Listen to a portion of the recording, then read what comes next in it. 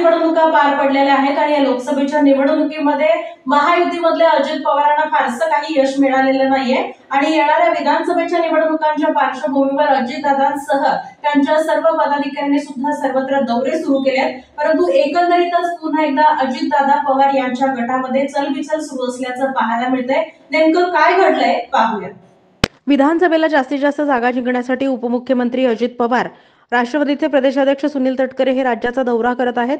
कार्यकर्ता मेळावा, पदाधिकाऱ्यांच्या बैठका घेतात। त्यात काही आमदार हे पुन्हा ज्येष्ठ नेते शरद पवार यांच्याकडे येणार असल्याच्या राजकीय चर्चा ऐकायला मिळतात। अजितदादा गटाचे परभणीचे जिल्हाध्यक्ष, राष्ट्रवादीचे नेते बाबाजानी दुराणी शरद पवार गटात आले। नाशिक जिल्ह्यातील आमदार नरहरी झिरवळ यांच्याही मनात चलबिचल सुरू आहे।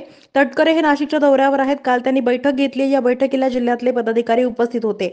नाशिकमध्ये कोणत्या जागा आपल्याला किती मिळतील आणि या जागांबाबत महत्त्वाची बैठक यावेळी पार पडलेली आहे। त्यांनी शरद पवार यांच्या राष्ट्रवादीमध्ये प्रवेश केला तर तो अजितदादा यांच्यासाठी मोठा धक्का असू शकतो।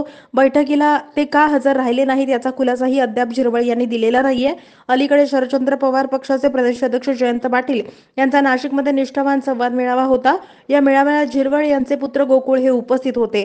लोकसभा निवडणुकीत महाविकास आघाडीचे उमेदवार भास्कर भगरे यांना मी मदत केली, त्यांना निवडून आणलं। माझ्या कार्यकर्त्यांची इच्छा आहे की मी शरद पवारांसोबत राहावं अशी होती, असं गोकुळ झिरवळ हे म्हणाले। त्यामुळे नरहरी झिरवळ शरद पवार गटाकडे पुन्हा येऊ शकतात। आपल्या मुलाला शरद पवार गटाकडून विधानसभेच्या रिंगणात उतरवू शकतात अशी चर्चा ऐकायला मिळते।